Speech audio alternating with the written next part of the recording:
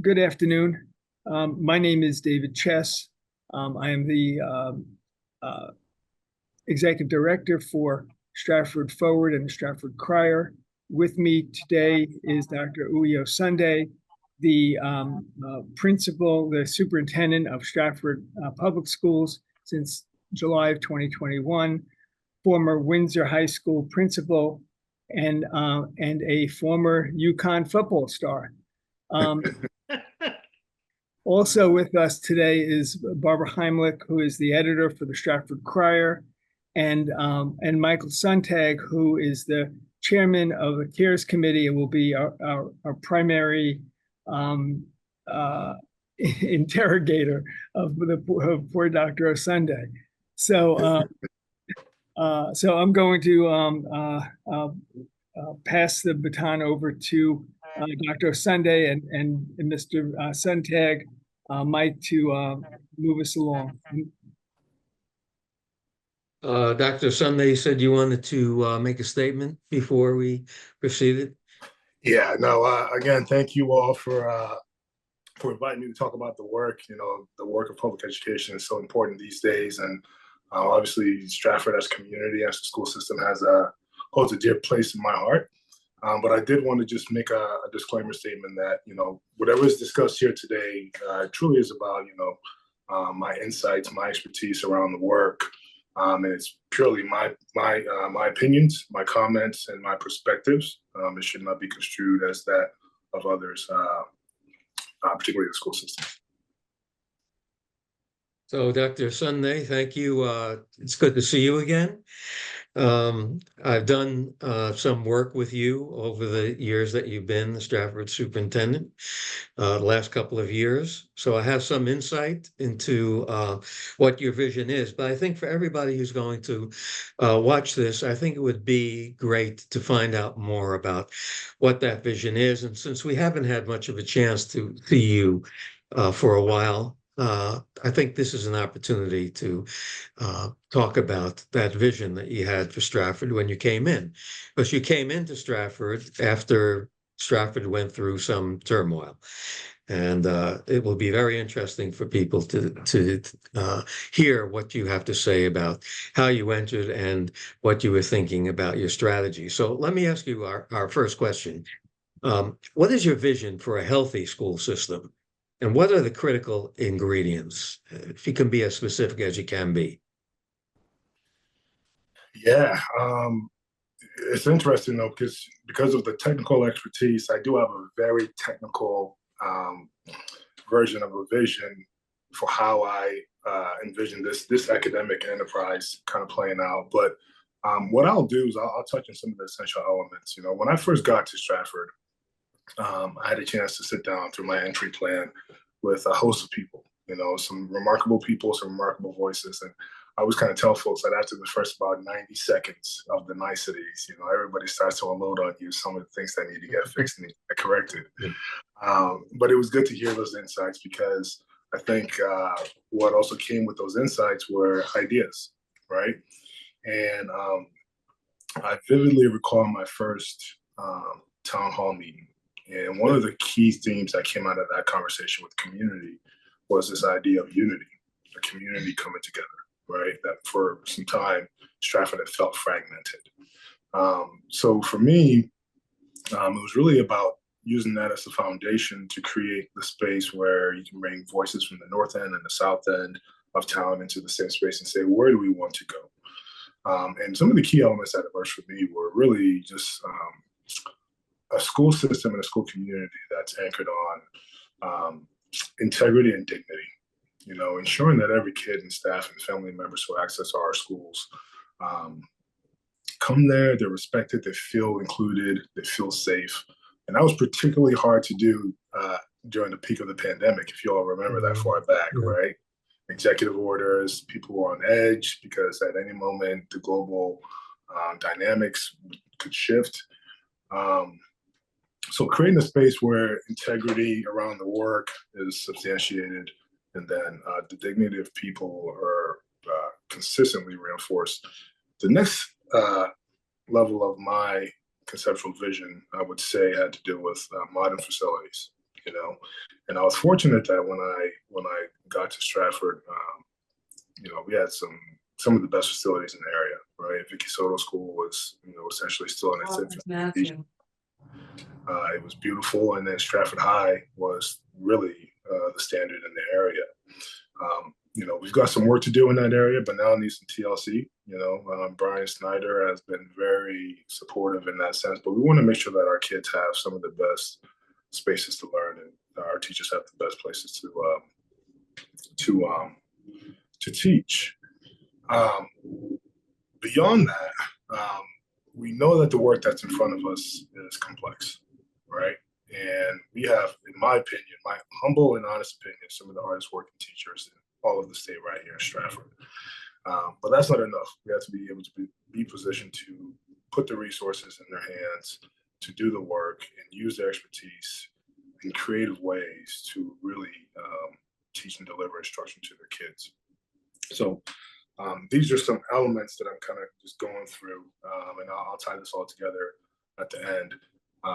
For quite some time, there's been a conversation about the state of the curriculum in our school system, right?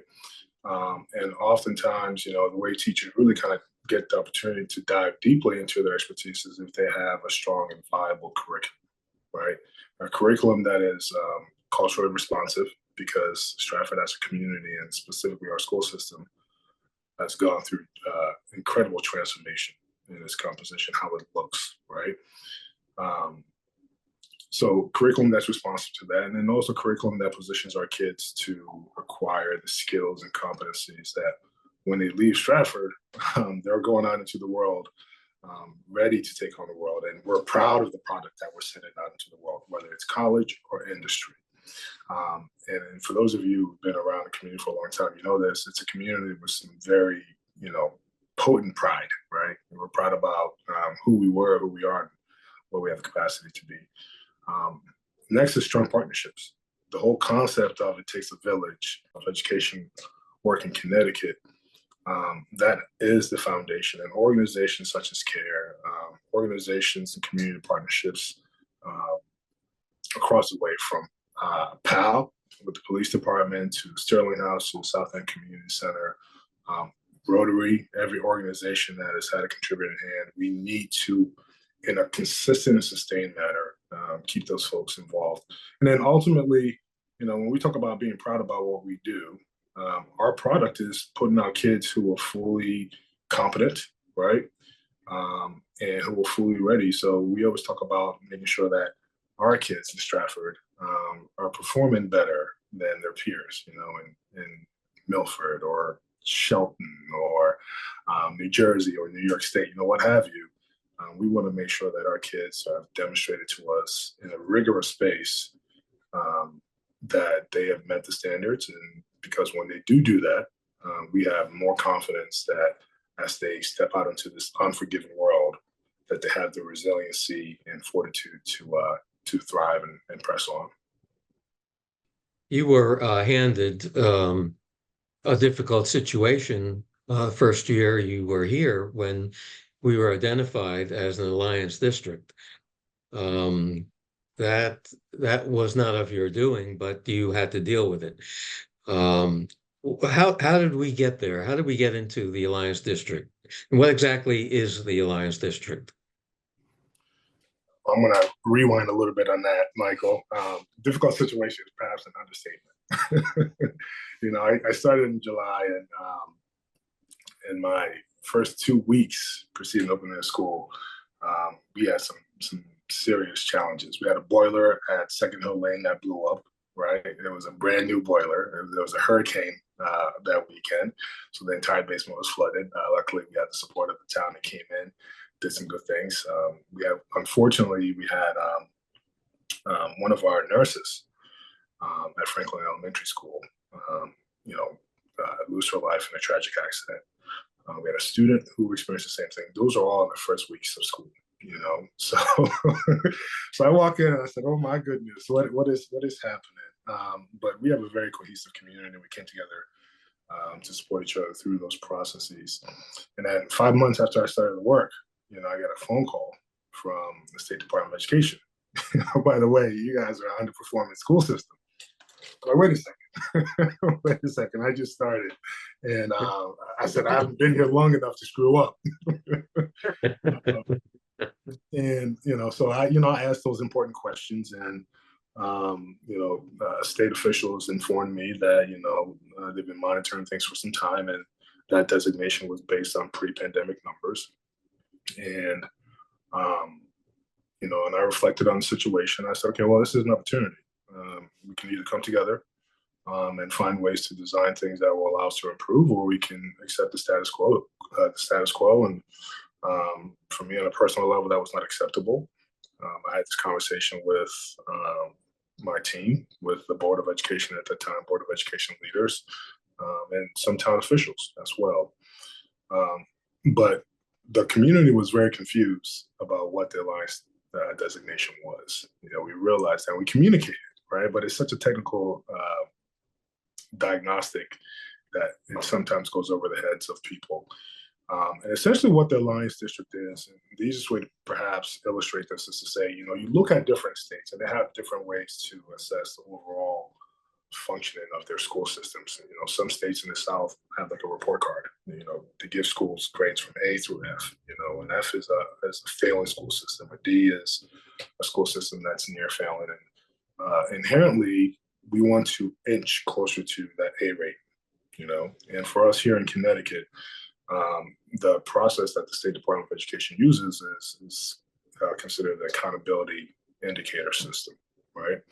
And what it is 12 indicators that the state has highlighted that assesses the overall functioning of schools, right? And i.e. the output of what they do, i.e. The preparedness for the kids once they leave the school system. Now, historically, school systems, particularly larger urban school systems, but really school systems across the continuum, there's been kids who've fallen through the cracks, right? So the system is not always fair to everybody. And, the state of Connecticut came up with these indicators, about 12 or so indicators, that they're saying that if every school is meeting a certain threshold or a certain standard around these indicators, then the children of Connecticut should be entering into society, prepared to be contributing members, okay, whether they decide to, pursue a post-secondary opportunity. And at a very fundamental level, the Alliance accountability indicator measures how kids perform in reading, in math, and for those of you who are old enough, reading, writing, arithmetic, right, from back in the day. But it also includes a host of other indicators. There's a science indicator now with the next generation science standards, post-secondary transitions, right, chronic absenteeism, okay, which was a point of improvement for us last year. We put some plans in, and I've had a chance to follow some of the board meetings, and I understand that the number we had last year was close to 28%. And I believe we aimed to get to about 14%. We put together a plan, and Yvonne Temple was instrumental in that when she was there. And our target goal was 14%, slicing that, by half. I was ambitious, and I asked the team if we can get to 11%. But the ability to cut that in half would have been a significant milestone. My understanding is that the district ended up at 19%. Okay, so that's certainly progress in the right direction. But chronic absenteeism, post-secondary transitions, graduation rates are among some of those. But what the accountability indicators also do is they take it and they layer it, okay? And they say, okay, it's one thing to service the whole school, but what are you doing for, quote unquote, a population of students who face hardship, right? So you're talking about kids with IEPs, right? You're talking about kids who are second language learners, and you're talking about kids who are socioeconomically disadvantaged, or quote unquote poor kids, because those are the kids who typically fall through the cracks. And when you take a look at those indicators, those metrics, those oftentimes are kids of color. So with that designation, the state also now says, okay, you know what? This is probably not a favorable label, but you're not on an island by yourself. Here's an infusion of financial resources. What we do want you to do is find innovative ways to improve, okay? Improve the outcomes for your children in your school system. And they give you those things. They give you a state liaison who checks in on you on a regular basis, at minimum quarterly. And they want to see you do something different because whatever practices you've had in place has clearly not been working. That's the general premise behind the Alliance grant. The other piece now is that there's language in the Alliance program that forbids school systems from supplanting. Okay, which essentially says, okay, we are going to infuse you with some financial resources, but this doesn't mean that you can cut out of your general budget and replace it, because essentially you're just doing the same old thing, right? And that's been a point of conversation for us in Stratford over the last couple of years. But that's the general premise. Now, what's unique about our work, and feel free to jump in at any time if you want me to expand on any topic or point, is the plan that we put in place was perhaps the sole foundation of our growth in 2022-23. And when I say incredible growth, I mean incredible growth. And I'll talk a little bit more about that as we continue to move along. Do you have any other questions? Was that clear? Is there anything you want to clarify on that? That's about as clear definition as I've heard up to this point. So thank you for that, because there has been a lot of controversy over that designation and what it means and how we proceeded with it. Absolutely. And it's let me ask you this though. Why would you say it was controversial for our community? It was controversial because of the misunderstanding of what it pertained to. The designation, nobody said it like that, but the designation of being a failed school system was a heavy thing to tolerate by people who really didn't understand all of the comprehensiveness of what it meant. So just having that cloud over the school system hung very heavy on the community. And although I remember communications being very specific and defined, it didn't mean that the perceptions were going to change over that overnight. I agree, and I think there's power in words. And one of the things that you've probably noticed over the last 3 years as I've talked about this, and keep in mind this is my expertise. Every school system that I've been privileged to work in has been a charter member of the Alliance program from the State Department of Education. We've done some good things in the past, but I do make that distinction between Stratford and perhaps the other Alliance districts, because I think the word failing is a hard and harsh word. What we were is an underperforming, school system, right? Meaning that we have capability to be that much better. And truthfully, we were the last district. So there's 36 districts. We were right at that cusp. We were at 36. And that's why I felt that it was an opportunity to coalesce folks together and say that if we were that close, then if we have the right processes, systems, and ideologies in place, in a few years, we should be able to catapult out of that, right? And we started to see some signs of that in 22-23. I would have to take a look and see what the performance looks like this year. And I think that's something that, community members can perhaps FOI or inquire about. I do know, as a general practice, at the September board meeting for the last couple of years, we've always done a student performance presentation. So my suspicion is that will happen again this year, and I'm looking forward to hearing how our kids did. Mm-hmm. Thank you. So I know this is not a fair question, but well, how do we fix it? What I know it takes comprehensive community and holistic look at all of this, but how do we go about fixing it?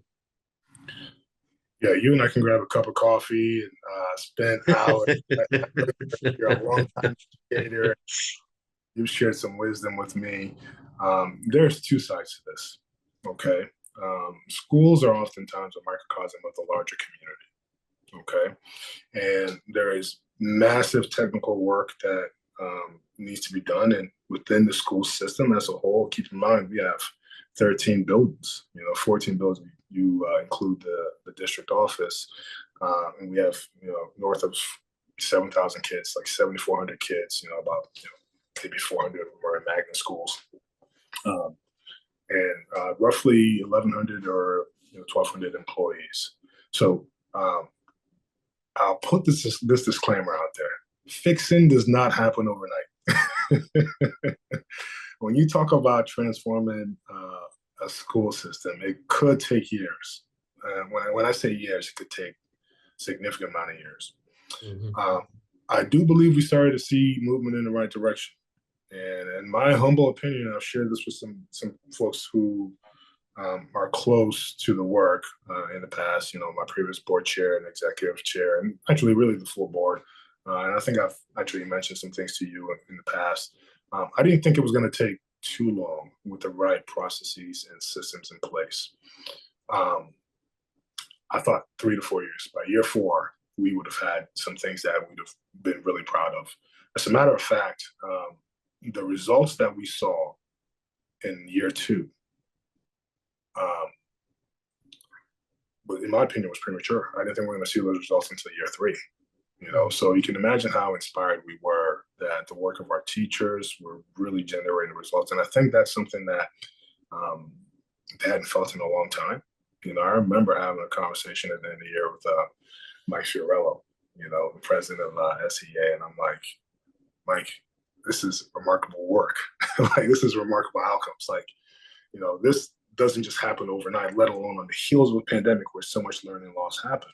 So, for example, our SAT scores jumped up by like 31 to 32 points, right? And our AP scores went up by 4 or 5%, right?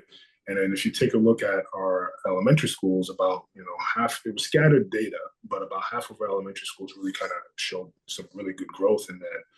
Some of them were kind of static, so we had some work to do there. The linchpin in this process is our middle schools, okay? And for those of you who've been in education for quite some time, middle school is always the finicky developmental level, right? I've always said if we're able to figure out, and there's a host of factors that go into this. This is not a finger point. I think it's just the developmental level and also the nature of middle school. I was a middle school assistant principal for 3 years, and I said quickly, I got to get back to the high school level. But how do we fix it? The technical side of things, but it starts at the leadership level. Okay, it 100% starts at the leadership level. If there isn't an alignment in the vision for where they want to take the district, and by that I mean the board level. Okay. If there isn't an alignment or consensus on the direction of the district, it's hard to implement things at the ground floor, which is in large part the superintendent's responsibility, right?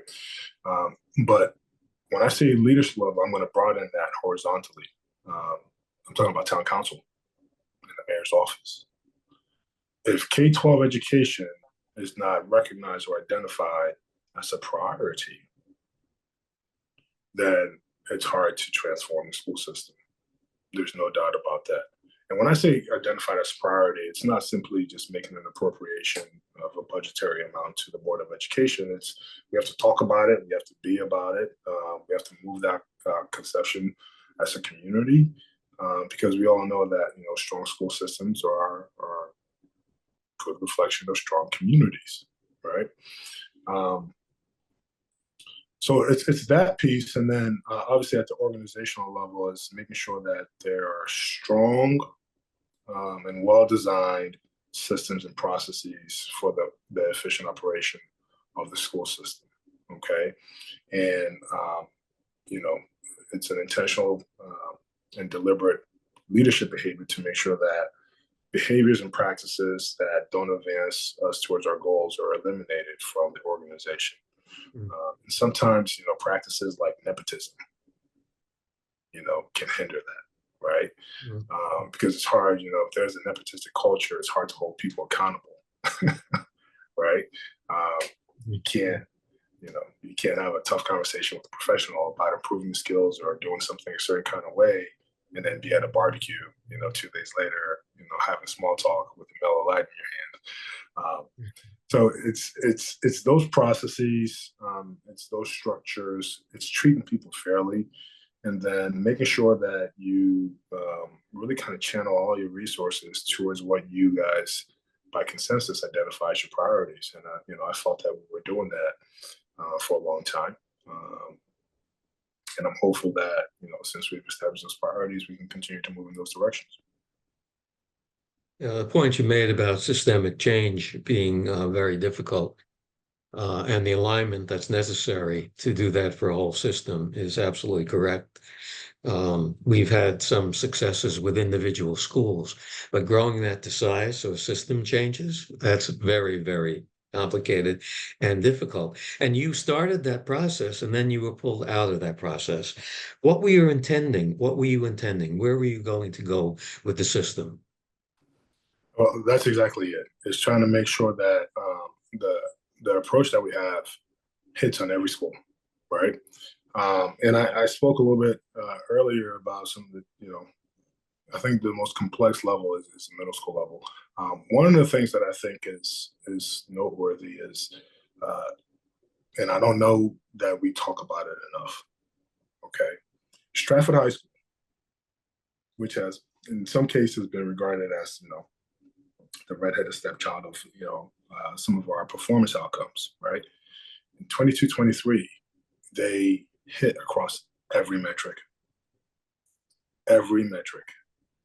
SAT through the roof. NGSS, right? The next generation science standards through the roof. AP through the roof. Physical fitness, stark improvement. They hit across every metric. And what that did for them is it allowed them to jump from like 118 on the US News and World Report best high schools to like 93. Hmm. We don't talk about it enough, right? We don't talk about it enough. And obviously Eli Whitney is a perennial school of distinction school. They just do a remarkable job there. And as we look to improve our school system, it's taking a look at those aspects of our programming and outcomes that has historically lagged behind, and I haven't publicly said this in the past, okay, but I will say this now. Some years ago, we were in an administrative meeting, myself and our administrators, and Rob Viteri was a young administrator, and he we were unpacking the science and some of the data work. And one of the things he said, it's a famous quote. I think it was JFK. He said, "A rising tide lifts all boats." And what we found in 2022-23 was that with all the improvement that we saw, okay, we saw our white kids improve, okay, but not dramatically. They were always outperforming, their peers, other students of color. But what we also found is that almost 100% of that growth that we saw in that year was with our high needs kids. It was our kids with IEPs. It was our kids with free reduced lunch. It was our kids, second language learners. It was essentially our Black and brown kids. And it moved the numbers in such a significant way, right? And, I think, at the start of the year, there was some conversations about what to do with the Alliance, plan and so on and so forth. And my understanding is that a lot of that has been repealed, right, or reconfigured, right? And I would hate to see any kind of regression because when I recall my interview a few years back when I came to Stratford researching the data, our student population was somewhere around 65%, 64, 65%. Today, I think that number is at 75, 74, 75%. So in 3 years, It's a 10% increase in the racial diversity of our student population, and they were improving. They were improving what they were doing in the classroom. They were leaning into the work of our teachers. Our teachers were working extra hard. So, from a leadership standpoint, I would hate to see any kind of regression because, to your point, Mike, I think we were moving in all the right direction. Yeah. And we have seen significant changes, as you have seen, in that direction. And I guess the difficult thing to do is um, when something like that happens, how long does it take to reframe it? We know in education, there are cycles like this. You build it up, it's taken down, you build it up, some other things come in, some other leadership and so forth. How long do you think it takes after something like this happens to rebuild it? Takes a while. You have to have a skilled builder.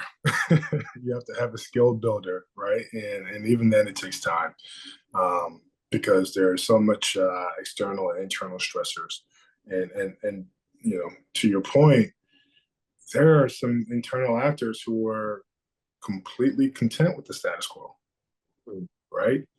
And when things are deconstructed, not only does it take time to rebuild it, it also requires more resources, right? Which becomes an added burden that unfortunately oftentimes falls on the shoulders of taxpayers. But also it's, repealing things is, in some regards, and that you've been an educator, it's a slap in the face of educators, right? That they would lean into something, see some results, and then all of a sudden there's a pivot, right? And this notion of this too shall pass is something that makes us as educators cringe, right? You want some level of sustainability, particularly when you're seeing results. But it will take a skilled leader. It would take a skilled leadership team. It would take a skilled board, an empathetic board that can, again, reach consensus on what is important, not just for the school system, but also how the school system impacts the community at large. But it takes time. As you're looking at me right now, it's been some time since we've seen each other, but these gray hairs didn't show up overnight. A couple of years ago, my hairline looked a lot richer. Contrary to some of the narrative that's out there, those 70-hour weeks, really, those things really kind of impact the progress and the advancement of the school system. Those things don't happen overnight, as I'm sure you know.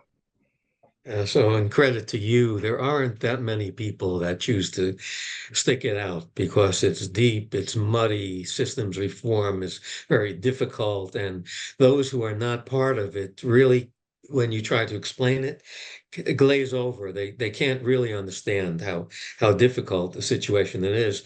I know lots of my colleagues burned out. I'm sure you found the same thing, that it's very stressful and it's very hard to keep it going. So credit to you to stick in there like this, despite everything that's going on in your life right now and in Stratford.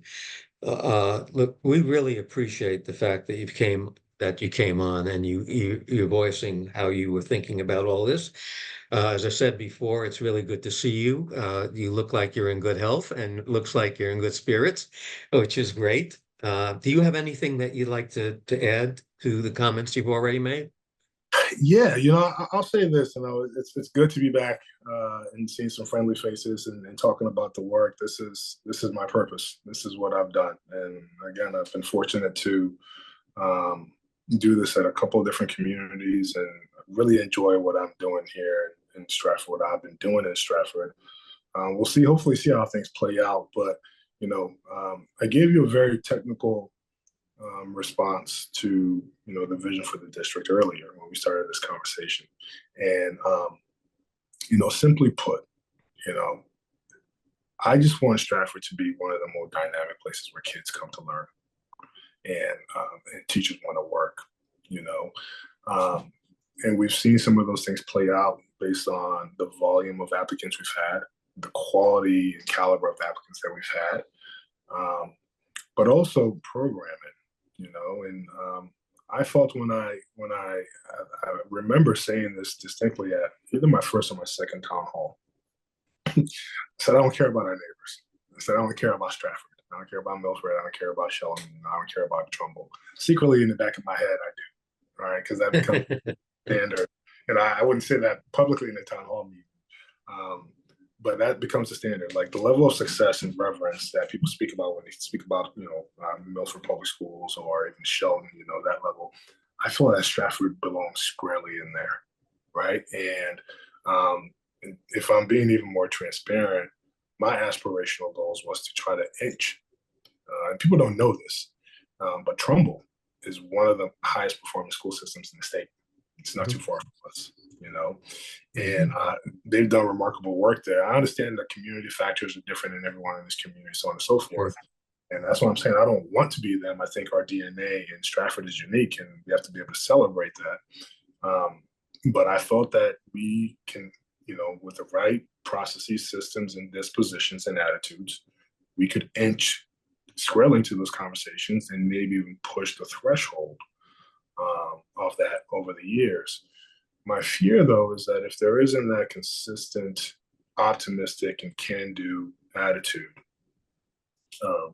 we can quickly descend into purgatory, 100%, and get stuck there for what could be decades. I've talked about this with my executive team. I've talked about this to the board,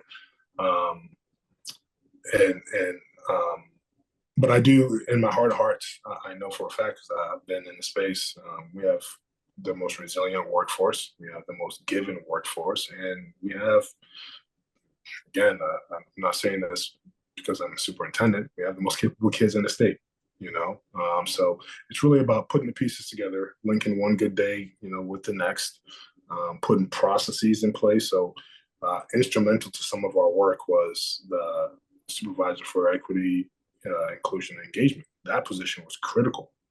Most people don't realize that was a data-driven position, right? That responded to some of those high needs pieces that you saw in the indicator, the leadership and accountability role, and then instrumental to our transformation was the director of district safety and residency. Carlos Castro came to me with a bazillion ideas. And like, Carlos, I don't have the funding for that.